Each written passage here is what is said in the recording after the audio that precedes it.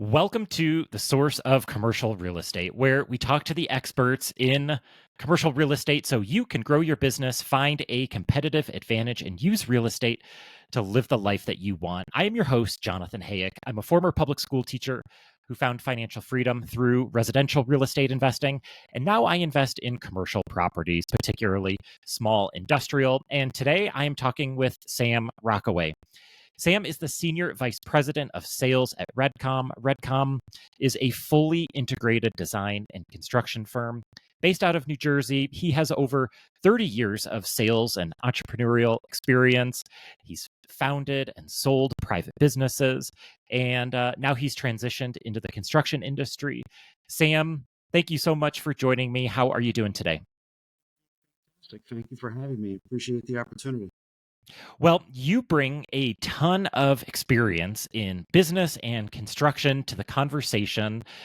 So I'm really excited for that. But before we get to that, why don't you tell us more about your background and what your work looks like today? Sure.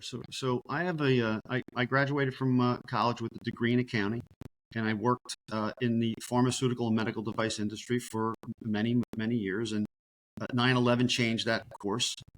After I used to travel around the world extensively, and after that event, I decided not to travel any longer, and I looked for something different to do. I've always had a passion for cars, so after about a year of taking off from work and trying to figure out what I was going to do, um, my wife said, "You got to get a job," and I took a job selling commercial insurance to car dealerships because my passion has always been automotives. I love classic cars and all types of cars. So while I was doing that, I met the owner of Redcom, whose name is Greg Reddington. And the first day I met him, he asked me to be his head of sales. And I said, Greg, to myself, you're crazy. I don't even know what a center block is. But 5 years later, I joined the firm, and I had wished I joined 5 years earlier. It's been a fantastic endeavor with Redcom. I've challenged every day, and I've learned so much. Will you describe Redcom a little bit? What is their business like and what makes Redcom unique? So Redcom is a general contracting company. We are a general contracting company at the core, but we happen to have site civil engineering in-house, and we happen to have architectural services in-house. So, for example, if you are looking to build an industrial building or an automotive dealership somewhere, we could design the site plan. We can take it to the township and get it approved. Then we can design all your architecturals, and we could then build the facility for you. And along the way, we can price up the project at 30%, 60%, 80%, 90%. So there's no surprises, and everyone is kind of in the same page with expectations and costs and so forth and time. Does Redcom only do ground up construction, or are you doing any remodels or tenant improvements? So generally what we like to do is projects that range between, say, $5 million and up to, say, as high as $40 million.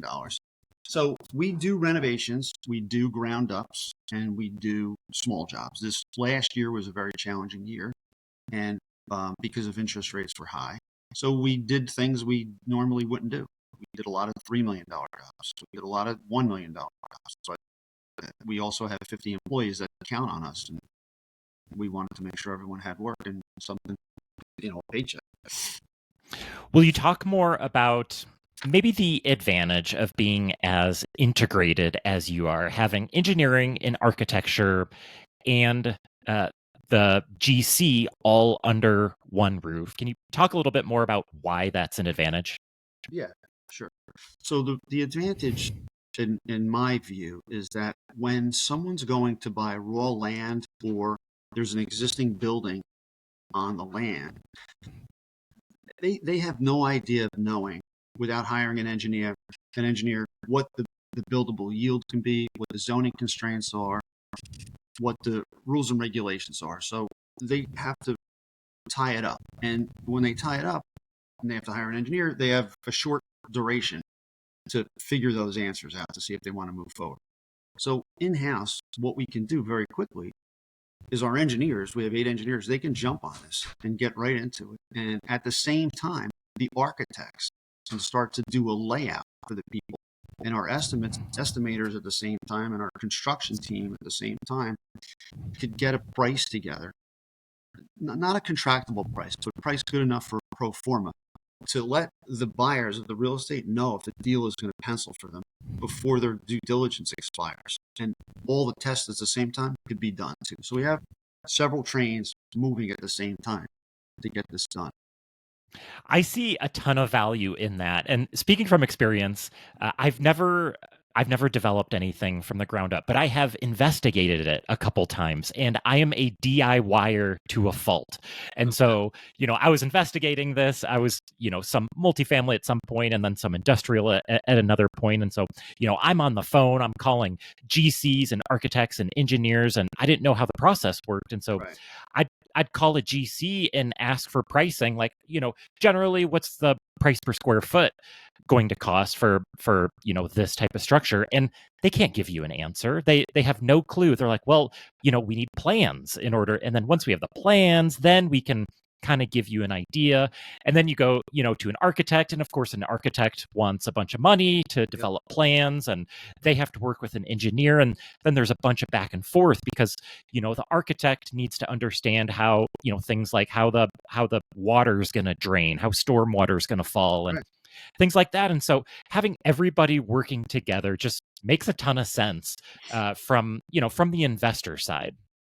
Yeah, no, it definitely helps everyone out. The end users of the building, the investors, everyone, it helps out. It brings clarity. The last thing that you want to do to someone on a project is surprise them with a big number. The numbers are just so big that you just can't get an extra million or $5 million so quickly. I have a church that we're in the process of doing, and the average lead takes about 2.5 years to come to fruition. So the church is fully approved, and churches or temples, they raise their money through their donations. It's difficult for those types of institutions to raise capital. So they had a schematic done of this amazing church, beautifully designed. So we went to look at it, looked through the schematics. It's not buildable. It wasn't constructible. No one really thought about how it's going to be put together. So for the last 3 months, we've been working through just the constructability of this project. It was over budget by $2 million, and you couldn't build it. So we've spent a few months going through the constructability, put it all together for them conceptually on paper. And now we're about ready to start the architectural plans. So we didn't want to go ahead with the architectural plans until we know we can build something and we have some sort of an idea on the cost, so there's no surprises. So in that example, it sounds like the church went out and got some plans developed on their own, but they were totally unrealistic. Can you talk about the mistake that was made in that, and what they should have done instead?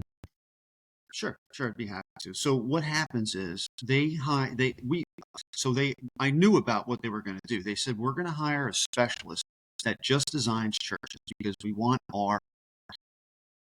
uh, our features of the church to be okay, great. But what happens is people get excited. The designers are really artists. They just draw things, not thinking about how it's going to actually be put together. So they had one section was a pre-engineered building, another section was a conventional building. The roofs might have standing seam on one section and maybe have a different type of a TPO roof barrier. And when you start mixing and mixing different materials, you have water issues down the road. So and the pastor and his team, they're not builders. They don't know. So they're just sitting there listening. Wow, it's great, it's great, it's great. And when he came to me, I know this man a long time. He said, I asked him how much his budget is, and people do not like to tell you how much their budget is. But I said, Pastor, just give me an idea. If you're expecting to spend 5 million or 10 million, so I don't want to surprise you. So he was trusted me enough to give me a range, and we dug through it very carefully. A lot of us dug through it at no cost to the church. We spent probably 100 hours. We try to do the right thing for the customers at the end of the day. You opened this conversation talking about the approval process Right. and how it can take a lot of time and a lot of money. Can you tell me about maybe some of the mistakes that people make going through the approval process for a building? Well, I I don't I think the mistakes are that if a project is as of right, so for example, you buy a 10-acre site in a particular town and it's zoned for warehouses, and you design a warehouse to meet all the requirements and there's absolutely no variances, the project could still be denied. And that happened to us. And when a project is denied with no variances, as long as it's as of right, you can appeal it at the state level. So I think in general, developers are going to be surprised when they get pushback from towns, even though the project's as of right. Can you talk more about, why does stuff go in the approval process? Why does stuff get denied? Um, you know, if cities are pushing back, and maybe some suggestions for maybe getting out on the front end of preventing a denial. I think, you know, in the last 6 years, warehouses have exploded, right? We've all started buying things on the internet. We want a package delivered the next day. But what we don't want is a truck driving by our house. So there's a balance. And the towns, they're in a tough spot. All the town people are in a tough spot because they're trying to do the best thing for the town and they're trying to do the best thing according to the rules that they have to follow. So I think towns, this is my opinion, they're afraid to make some decisions, tough decisions for whatever reason. So if they in one town they denied our project as of right, we're suing. It's going to be appealed. We'll win, and we'll get the approval. But it's another $1 million and 2.5 years later. Do you have similar issues? You mentioned the example of industrial. That's understandable. People don't want to have a big warehouse in their backyard or, next to a school or things like that. What about multifamily? I know you develop multifamily. Do you get any similar pushback with multifamily? Yeah, it really just depends on just within 200. Everyone within 200 feet of your project needs to be told that there's a project when you do public notifications, and those people have a right to come out and to speak at the town hall. So you just never know what's going to happen. I have been at hearings where we're trying to get a use change, and one person will come out and say, "I don't want any Amazon trucks," and that's fine. You have to then say, "Okay, we're not going to have an Amazon fulfillment center here, or you're not going to get it approved," which is okay, but there's always a surprise. You had mentioned that 2024 has been a challenging year for you. Will you talk about what it's like to do these, $5 to $40 million construction projects, and with today's interest rates and labor issues, what's it like developing these properties today? Well, okay. So projects are basically based on the rent. The rent at the end of the day has to pay for the project. Now, whether you own the project yourself, you started an LLC, and you're going to build this facility and you're going to lease it out to somebody, that rent has got to pay for your mortgage. So when interest rates go from 4 or 5% to 6 and 7 and 8% or 10%, and their loan to value drops from 70% to 60%, or they drops from 70 to 60, and they don't want to count the land as cash deposit, that changes the dynamic of who can afford to develop. And it doesn't make the deal pencil. The payoffs are, instead of being 5 to 7 year payoffs, they're 10 and 12 and 15-year payoffs. So REITs, they will not, they're, it's slowed down to the point where we had 10 industrial projects, now we have 1 or 2. We had to pivot and go after different markets. So, and then, on a residential project, if the rent is too high, no one will rent it. So it's a balance. Construction costs went up significantly over the past few years. Rent can't keep going up. Not everyone can afford $3,000 and $4,000 a month. So it's a balance. It's not easy.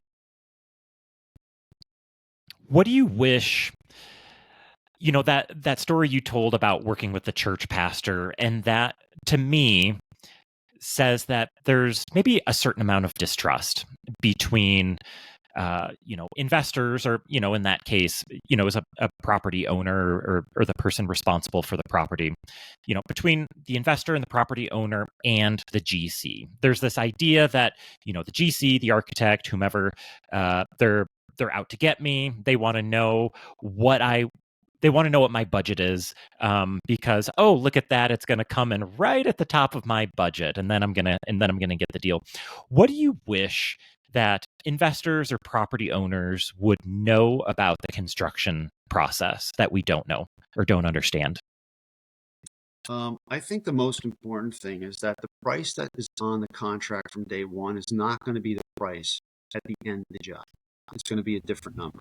It could be north or south, but it's going to be a different number. There's going to be, inevitably, there's going to be a change, whether it's an unknown that's uncovered during a renovation, something in the ground that no one can see, or as the project's being built, someone may say, gee, can you move that wall a little bit over this way, or maybe add a bathroom?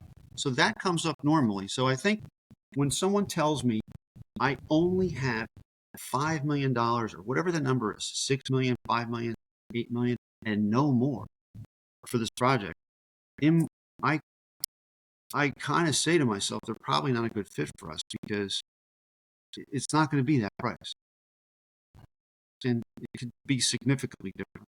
And so we try to eliminate that up front by doing a lot of work in the beginning. Um, I recently had a food bank. I went to an event, sat next to the president of a food bank, and he said that we just got a quote. Hey, hi, I'm Sam. I don't remember his name. I'm John or something. So what do you do? I do. And then, yeah, we just got a price for a new building, which was $26,000, and it came out to be uh, like 18 or $19 million. It was really high with no refrigeration. So I offered to do a free evaluation of his plans and his project, because it's just a surprise. It's just too high. Well, it appears to be too high. What suggestions do you have for investors or, prospective developers to maybe protect themselves? Let's say they are building a warehouse and they think, okay, I can build this warehouse for $2 million, and then I can rent it out, and then I've got an 8 cap on day one, and this is going to be perfect. Or, they want to build a retail strip, or a QSR, and they're trying to get tenants based on the construction price, and they think the numbers are what the numbers are. But then there are surprises, and certainly there are change orders down the line, but there's also inflation, and sometimes people just change their minds, and change their pricing. So do you have any suggestions for developers to protect themselves so they don't get surprised down the line? Yeah, I mean, do your research up front. It's much less expensive. It's easy to do. Do really thorough investigation into what you think you're going to want to build, and get an economist. Understand the median income in your area. Understand the goals of the town. Understand the costs. Do some what if scenarios. Don't use 100% of anything. Use 70%. If you think you're going to get $10,000 a month in rent, run your pro forma on 8. Set some financial goals on your pro forma, and see if you can achieve them through cost saving ideas, and then select a team that is smart.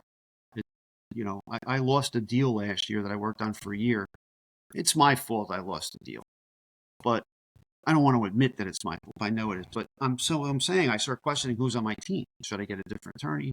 So just surround yourself with really smart people, and ask a lot of questions and do your research before you put one shovel on the ground. Will you talk more about selecting GCs and design firms? A lot of times with developers, it's just a race to the bottom. They get a bunch of quotes and see who comes in with the lowest bid. What suggestions or questions should a developer be asking of a GC firm to get a good idea if they're a right fit? Well, it's interesting you said that. So in my over the last few years, in the warehouse market, construction is a commodity. It's a race to the bottom, is what it is. So it's a big box. So look at the GC's, loss history. Look how long they've been in business. Call up some of their past customers and ask them how they did. And go look at some of their past projects. I try to get people to drive around in the car with me or meet me at projects that I've done so they could walk the building and talk to the owner and see how we work. There's going to be good days and bad days on every construction project, no matter who you are, what firm you are. But at the end of the day, did the firm deliver what they said they were going to deliver? And would that customer use them again? So one of the questions I ask to qualify prospects that call me, I say, have you ever built before? Yeah, gee, I built 6 buildings. Who'd you build them with? I used the same builder on all 6. Well, what happened that you're calling me? Because it's such a commitment by both people, the builder and the user. You don't really switch too easily. There's no reason to. You should stay with them if you're happy, because I'm not going to beat someone's price by 30%. There's just the margins aren't there.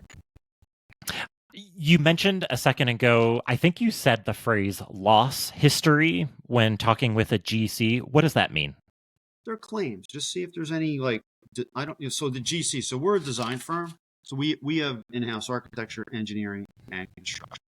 So I don't know. So if we're just comparing a general contractor to a general contractor, look at their losses. See if they made any design changes, designed any buildings that needed to be redesigned, or did something break apart. So their losses related to that. And it does happen. And definitely speak with the customers that own the buildings, the building owners. You mentioned a couple things. Will you talk a little bit more about some things that a developer or owner should be looking for in a GC besides price? I imagine, I don't know too much about REDCOM, but I imagine there are some GCs out there who just say, look, if you're looking for the lowest price, we're not the right firm. We're not going to come in rock bottom. But if you're looking for ABC and XYZ, then we could be a good firm for you. So, what other things should developers be looking for in a GC and design firm besides price? Look at their staff and see how qualified they are. Get some resumes from their staff. Look at their warranty. Most GCs give a year warranty, and it's not uncommon to give a 2 or a 3-year warranty or a 4-year warranty. It's a negotiated item. So try to get a longer warranty. That's always a good thing. Make sure you get copies. Ask them if they're going to provide them with all the warranty information, a set of the plans, and a list of all the subcontractors that worked on the job. So if that GC firm retires, sells, or transitions, or you don't want to call them anymore for whatever reason, you could at least have all that information handy yourself. Because things do come up. Sam, you talked about 2024 being a challenging year. Can you talk about maybe some of your personal, your business's biggest struggles and what you're doing about them? I think the biggest struggles that we face are the costs. People want to know what things cost immediately, and you could give them ballpark prices, but you can't give them a ballpark price that you can sign a contract. It takes time. It takes a few months to really understand the site and the plans, and to give them prices. So that's a struggle. I don't know how to overcome that. So is the answer maybe from the developer or an investor side, maybe expect to have or try to get a longer due diligence period? Because if you get a piece of land under construction or under contract and you're saying, hey, I want to develop a Burger King here, or an In-N-Out burger, or a distribution warehouse, but I need to make sure the numbers work, and it's going to take me 90 days or 120 days to know if the numbers are going to work. Is that one strategy? Just give yourself more time to figure it out. Yeah, that definitely helps. I always recommend a 90-day due diligence period.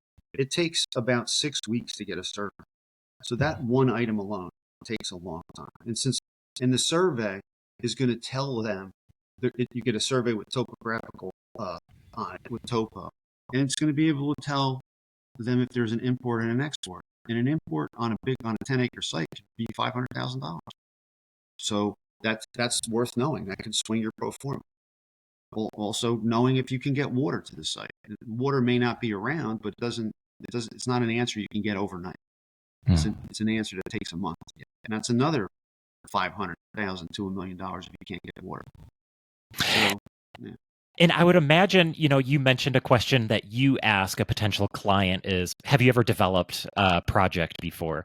I would imagine that's a really telling question to ask because, in the real estate world, one way to overcome big obstacles is to partner with someone who's done this before. And so, like, the story I told earlier where I was walking into trying to figure out this potential development project. I had no experience. I had no idea on a price per square foot. But if I would have partnered with someone, they might have been able to just look at that site and say, you know what, your idea is not going to work because of 1, 2, 3.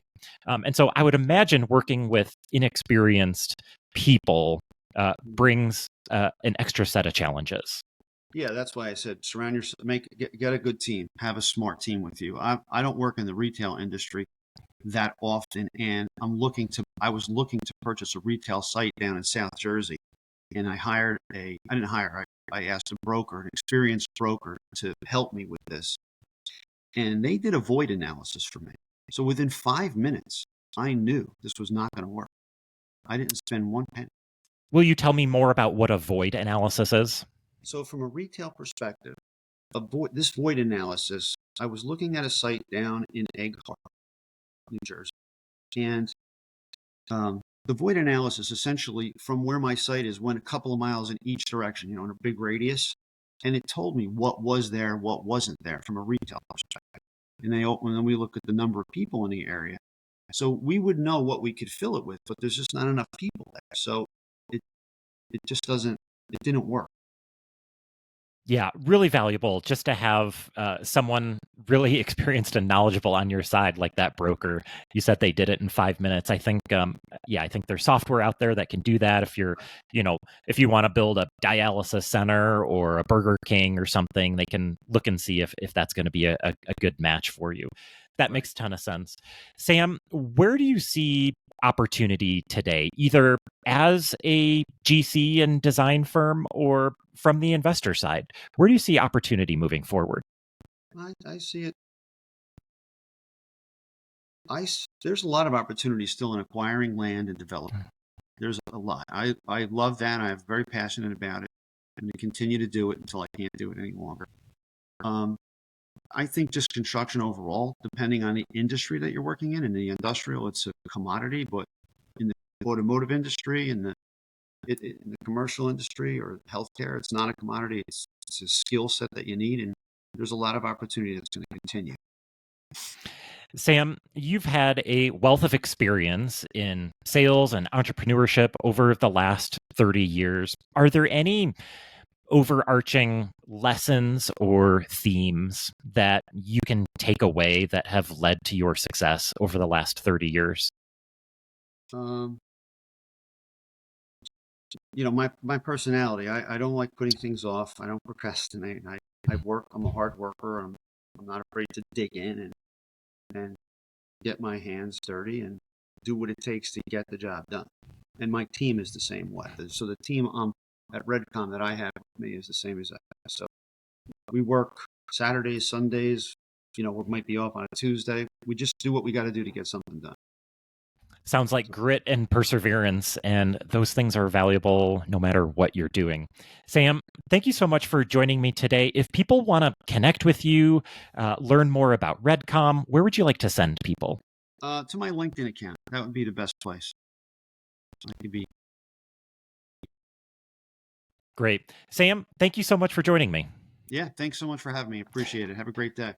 Listeners, if you enjoyed this conversation, reach out to either one of us. We love talking about development and commercial real estate. So reach out to either one of us. We'd love to talk with you. Thank you so much for listening. We appreciate you. Until next time. Thank you.